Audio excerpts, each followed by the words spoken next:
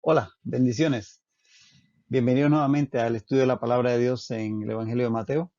Estamos en el capítulo 21. Prepárate ahí con tu Biblia, tu material de notas y listos y dispuestos para recibir enseñanza de la palabra de Dios. Padre, gracias por este tiempo, por la oportunidad de poder estudiar tu palabra, Señor, y que ella nos ilumine y nos guíe en nuestro caminar diario. Te lo pedimos y te damos las gracias. En el nombre de Jesús. Amén. Así es. Estábamos aquí en este pasaje de Mateo 21, 1 al 11. Vamos a continuar ahí donde nos quedamos y leamos para dar continuación al estudio. Cuando se acercaron a Jerusalén y vinieron a Betfagé, al monte de los olivos, Jesús envió 2 discípulos diciéndoles: Quitad la aldea que está enfrente de vosotros y luego hallaréis una asna atada y un pollino con ella. Desatadla y traédmelos.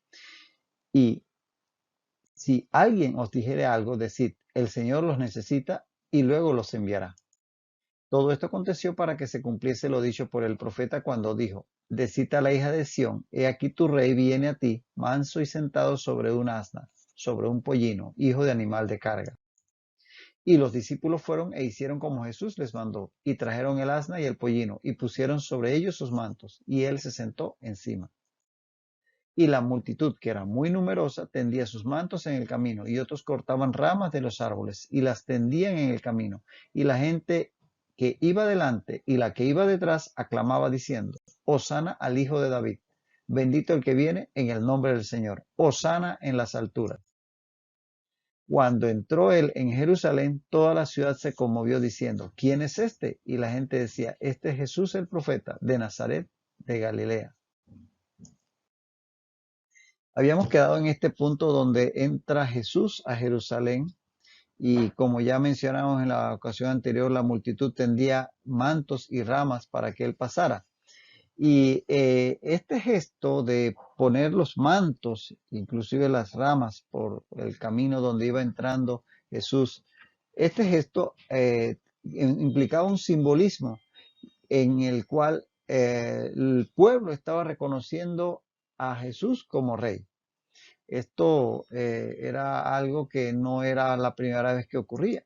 Esta acción, por ejemplo, había sido realizada por el pueblo para honrar a Jehú, luego de haber sido ungido como rey sobre Israel, el reino del norte, por orden del profeta Eliseo. Lo puedes encontrar en Segundo de Reyes, capítulo 9, versículo 13. Dice así, Segundo de Reyes 9:13.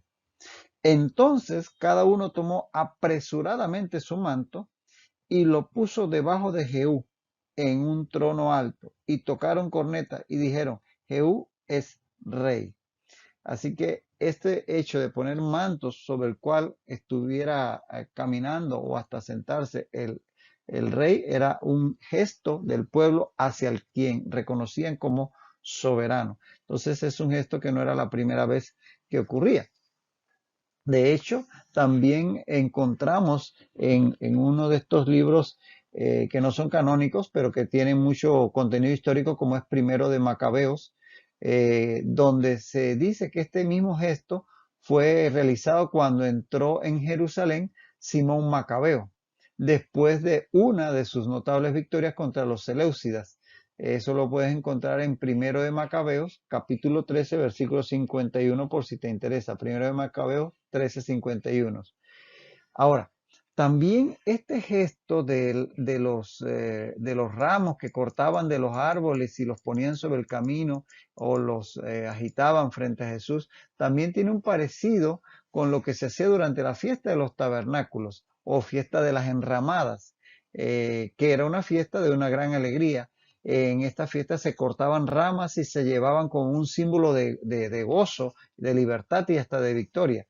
Y curiosamente, en esta fiesta de los tabernáculos también se utilizaba la exclamación Hosana, y tanto así que se llegó entre los judíos a identificar con esa palabra a las ramas que se llevaban y se agitaban o se llevaban durante ese tiempo de la fiesta de los tabernáculos. Se les dio el nombre de Hosana por la exclamación que se hacía durante esa fiesta también. Entonces aquí también hay un posible relación con esa celebración, que es una celebración de gran alegría, como ciertamente había gran alegría en Jerusalén en el momento en que Jesús estaba entrando y era reconocido como el Mesías, como el rey, como el profeta, como sea que lo estuvieran viendo las diferentes personas, porque no todas tenían un mismo entendimiento de lo que Jesús representaba, pero ciertamente había una recepción digna de un rey cuando Jesús entra en este momento en Jerusalén. Y aquí vemos que en la multitud había dos componentes. En el texto vemos que hay dos componentes. Dice que venían los que venían detrás, que dice iba detrás, la multitud que iba detrás aclamaba. Entonces entendemos que detrás de Jesús, siguiéndolo, iban sus discípulos y sus seguidores, aquellos que venían con él, quizás incluso desde Galilea, y que le habían seguido durante su ministerio o se le habían ido uniendo a lo largo del camino, pues viendo las señales que él hacía, como la sanidad de los ciegos en Jericó, por ejemplo, y que venían con él desde Betania, quizás también ante el hecho de la resurrección de Lázaro. Entonces, estos venían detrás de él como sus seguidores, pero dice que también habían los que estaban delante, la gente que iba delante, y delante estarían los que habían salido a recibirle desde Jerusalén, donde había mucha gente que había llegado precisamente para la Pascua, como habíamos dicho anteriormente. Muchos quizás también provenientes de Galilea o de las otras regiones de Judea. Y es que ya en Jerusalén la fama de Jesús había crecido a causa precisamente de la resurrección de Lázaro, como leemos en Juan 12, 17 al 18. Juan 12, 17 al 18, que dice, y daba testimonio a la gente que estaba con él cuando llamó a Lázaro del sepulcro y le resucitó de los muertos, por lo cual también había venido la gente a recibirle, porque había oído que él había hecho esta señal. Entonces vemos que mucha gente ya le conocía por este tipo de milagros. Ahora, había mucha gente en Jerusalén a causa solamente de la Pascua, como decíamos. Fíjate que era obligatorio para todo varón judío mayor de edad que viviera al menos 40 kilómetros alrededor de Jerusalén, asistir a la Pascua todos los años. Todos los que vivieran en 40 kilómetros a la redonda de Jerusalén, los varones adultos estaban obligados a asistir. Ya habían tres fiestas en que todo judío debía asistir al menos alguna vez: la Pascua, la fiesta de la cosecha y la fiesta de las enramadas. Pero en el caso de la Pascua, debían asistir todos los años todos los varones que vivieran 40 kilómetros a la redonda. Y además venían, obviamente, voluntariamente, judíos de diferentes partes de Israel y de más allá, donde hubiera judíos. Así que se llenaba la ciudad de Jerusalén de personas. Fíjate, para que tengas una idea y lo puedas poner en perspectiva, alrededor del año 60 después de Cristo, alrededor del año 60 después de Cristo, un gobernador de Judea tuvo que hacer el censo del número de corderos sacrificados para la Pascua en ese año. Y se llegó a contabilizar, según se registra, alrededor de 250.000 corderos, 250.000 corderos para esa Pascua en el año 60 después de Cristo. Como la norma era que un cordero alcanzaba para 10, cada 10 personas, se estima que habría en esa Pascua del año 60 después de Cristo alrededor de 2.5 millones de asistentes. Si eran 250.000 corderos que se contabilizaron y había 10 personas por cada cordero, era lo que se estimaba que debía un cordero alcanzar para cada 10 personas, estaríamos hablando de 2.5 millones de personas en Jerusalén si se hace una estimación de esa cifra. Sea como sea, era mucha gente la que había en Jerusalén. Eran miles, probablemente cientos de miles. De tal manera que mucha gente estaba ahí cuando Jesús entra, y como vemos, la fama de Jesús ya era muy extendida. Y dice que la gente aclamaba diciendo Osana. Osana es un término hebreo.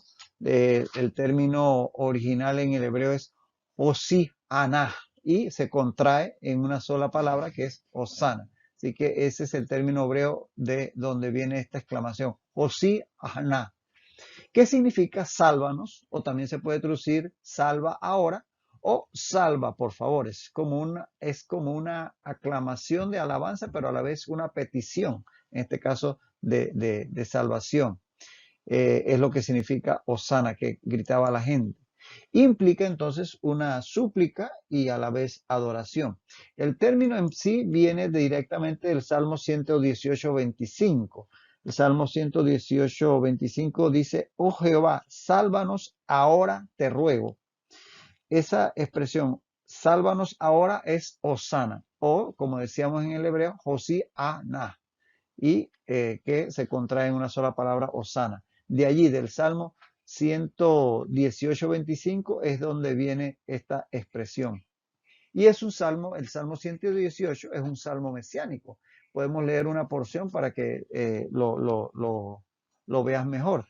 Salmo 118, por ejemplo, leamos desde el 19 al 26, dice: Abridme las puertas de la justicia, entraré por ellas, alabaré a Jah. Esta es puerta de Jehová, por ella entrarán los justos. Te alabaré porque me has oído y me fuiste por salvación. La piedra que desecharon los edificadores ha venido a ser cabeza del ángulo. De parte de Jehová es esto, y es cosa maravillosa a nuestros ojos. Este es el día que hizo Jehová. Nos gozaremos y alegraremos en él. Oh Jehová, sálvanos ahora, te ruego. Te ruego, oh Jehová, que nos hagas prosperar ahora. Bendito el que viene en el nombre de Jehová. Desde la casa de Jehová os bendecimos. Eso es parte del Salmo 118, un salmo evidentemente mesiánico. Y pertenece este salmo a la serie llamada Salmos Alel. Esta serie se cantaba durante la Pascua, específicamente durante la Pascua se cantaba esta serie de salmos que iban desde el 113 al 118. Salmos 113, 114, 115, 116, 117 y 118 es el llamado Alel. Y, por ejemplo, podemos ver en Mateo 26:30, cuando culminaba la cena pascual, la Santa Cena, Jesús con sus discípulos, dice allí en el Salmo 26, en Mateo 26:30, que y cuando hubieron cantado el himno, salieron al monte de los olivos. Ese himno que menciona ahí el texto de Mateo 26:30 era el Alel, que se cantaba en la cena de la Pascua, en la Pascua, que recuerdan celebraban la liberación de Egipto, cuando ellos tomaron esa cena antes de salir de Egipto, habiendo sacrificado el Cordero Pascual. El punto es que este conjunto de salmos del 113 al 118 constituía este himno que llamaban Alel, y es al que se refiere Mateo 26:30, que Jesús con sus discípulos cantaron ahí en el aposento alto después de terminada la cena y antes de pasar al monte de los olivos, donde Jesús iba a orar en el huerto de Getsemaní. Ahora, Alel de por sí significa alabanza, entonces ese es el concepto, alabanza o himno. De hecho, este Salmo 118 está entre los 6 salmos más citados en el Nuevo Testamento.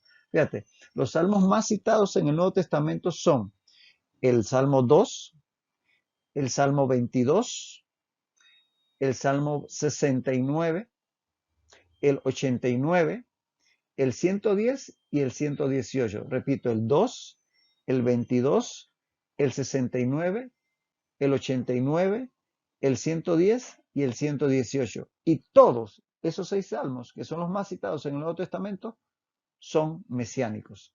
Así que eso es digno de reconocer. Lo otro que decía la gente es Osana al hijo de David. Y obviamente, hijo de David es un título mesiánico, basado en la promesa que Dios le había hecho a David y que la vemos en 2 Samuel 7, 12 al 13, que una promesa que, hay que decirlo, fue cumplida parcialmente en Salomón, pero que va a ser plenamente cumplida por el Mesías durante el reino milenial. Eso lo vemos, por ejemplo, en Samuel 7, 12 al 13. Dice 2 Samuel 7, 12 al 13. Y cuando tus días sean cumplidos, le dice el Señor a David, y duermas con tus padres, yo levantaré después de ti a uno de tu linaje, el cual procederá de tus entrañas, y afirmaré su reino. Él edificará casa a mi nombre, y yo afirmaré para siempre el trono de su reino. Como ves, ese trono va a ser afirmado para siempre, algo que no se cumplió ciertamente en Salomón, sino que en su momento va a ser cumplido plenamente por el Mesías en el reino milenial. Entonces, por eso la importancia del título Hijo de David, porque es de David de donde vendrá el Mesías. Ahora, el carácter de Mesías, de un Mesías libertador, está implicado en este título mesiánico. Y por eso era el título preferido por los judíos cuando se referían al Mesías, el Hijo de David, porque este era un título mesiánico que hablaba del carácter de libertador que iba a tener el Mesías cuando viniera. Y por eso vamos en muchos textos como cuando Jesús caminaba en su ministerio terrenal, en su primera venida, la gente lo llamaba Hijo de David porque esperaban que viniera a libertarlos, en este caso del yugo romano. Mateo 9:27, por ejemplo, tenemos allí que pasando Jesús de allí, le siguieron dos ciegos dando voces y diciendo, ten misericordia de nosotros, hijo de David. Y así también los ciegos acá en Jericó y también la mujer sirofenicia. Aquí tienes varios textos en donde verás cómo la gente se refería a él como hijo de David. Mateo 9:27, 12:23, 15:22, 20:30, 21:9, 21:15 y 22:42. En todos ellos, las personas se referían a Jesús como hijo de David, pero era un título que tenía una implicación de el Mesías libertador, que se va a hacer literalmente patente en la segunda venida. En su primera venida, él vino como el Cordero, como el siervo sufriente, a entregar su vida por el pecado de todos. Así que este título, aunque sí es cierto que se refiere totalmente, estamos claros, a Jesús, su aplicación más directa lo va a tener en su segunda venida. Y también la gente decía de él o clamaba delante de él, bendito el que viene en el nombre del Señor. Nuevamente, este es otra exclamación que viene del Salmo 118, en este caso el versículo 26. Salmo 118, 26, que dice, bendito el que viene en el nombre de Jehová. Desde la casa de Jehová os bendecimos. Entonces, nuevamente, textos de este salmo mesiánico, parte del Alel que se cantaba en la Pascua. Ahora, se refiere definitivamente al Mesías, que viene en el nombre del Señor, el nombre de Dios. Así que es definitivamente un reconocimiento por parte de las personas de que Jesús era el Mesías. En Juan 12:13, a esta exclamación se agrega el Rey de Israel. Por ejemplo, en Juan 12:13 dice que tomaron ramas de palmera y salieron a recibirle y clamaban, Hosana, bendito el que viene en el nombre del Señor, el Rey de Israel. Lo agrega Juan en su evangelio. Ahora también clamaban, Hosana en las alturas. Hosana en las alturas es parte también de lo que aclamaban a Jesús las multitudes. Y aquí se está pidiendo entonces, como ya habíamos dicho, Hosana es una exclamación de pedir salvación, dice que puede ser visto como una alabanza, pero también como un clamor, una súplica, porque dice, el significado es salva ahora o sálvanos. Entonces aquí con Hosana en las alturas está pidiendo que se alabe a Dios en los cielos por su salvación. Que se canten en las alturas, los ejércitos celestiales también alaben al Señor por su salvación que está realizando en el Mesías. Así que ese sería el significado de esta exclamación. Hosana en las alturas, no solo en la tierra. Y esto hace eco de textos como el de el Salmo 148, 1 al 2 y el que vemos en Lucas 2, 14 cuando nace Jesús. En Salmo 148, 1 al 2 leemos, aleluya, alabad a Jehová desde los cielos, alabadle en las alturas, alabad de vosotros todos sus ángeles, alabad de vosotros todos sus ejércitos. Entonces ahí es una exclamación de alabanza donde se pide que el cielo y todos los seres celestiales alaben al Señor. Y en Lucas 2:14, algo parecido, lo vemos cuando el Señor nace en Belén, donde dice que los ángeles cantaban gloria a Dios en las alturas y en la tierra paz, buena voluntad para con los hombres. Entonces, esta es una exclamación que va muy en consonancia con el misterio de Jesús, con el misterio del Mesías. Esa alabanza a Dios en los cielos por la obra tan portentosa que es la salvación que vino a cumplir el Hijo acá entre los hombres. Así que esa sería la otra aclamación que ellos hacían. Y dice que cuando entró en Jerusalén, toda la ciudad se conmovió diciendo, ¿quién es este? Y la gente decía, este es Jesús el profeta de Nazaret de Galilea.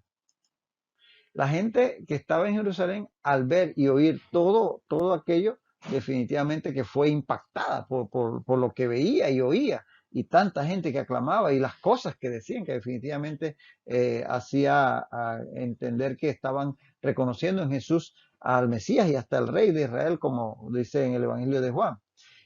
Obviamente con decir que toda la ciudad se conmovió, se refiere a todos los habitantes de Jerusalén. Obviamente está usando el término ciudad para referirse a sus habitantes. Y al decir toda, implica que prácticamente todos sus habitantes fueron impactados de una u otra manera, porque cuando Jesucristo se presenta, algo pasa. De alguna manera, nadie queda indiferente. Jesús siempre impacta de alguna u otra manera, más o menos a todas las personas que en un momento dado están allí por donde Él pasa. Ahora, el verbo griego aquí que aparece con el término que la ciudad se conmovió, el verbo griego para conmover, es un griego que implica la idea de estremecer, de remenear, como dicen, como por ejemplo cuando ocurre un terremoto. Es decir, es un verbo que habla de que hubo una conmoción, obviamente no un terremoto físicamente, pero sí en el ánimo de las personas. Hubo, vaya, algo que fue realmente impactante entre la muchedumbre, entre la multitud. La gente comentaba, la gente se asomaba a ver, la gente salía a ver. Era algo que estaba conmocionando a la ciudad de Jerusalén. El término conmover, como decíamos, implica esa idea.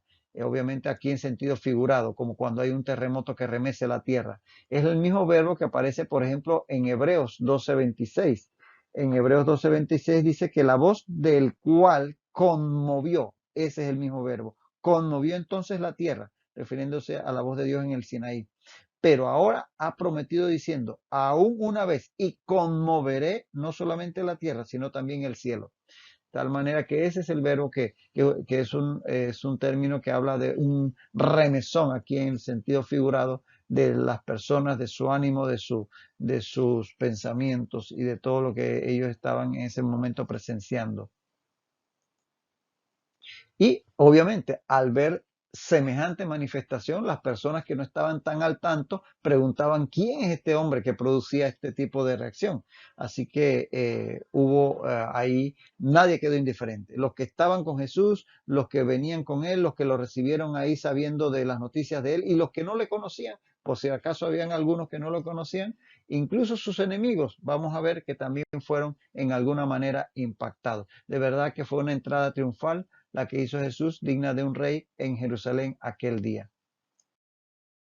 Y quienes venían con Jesús le respondían a los que les preguntaban, o sea, ya que la gente preguntaba, los que iban con él les respondían. Y les decían que es Jesús el profeta. Y fíjate, no dicen un profeta, sino el profeta.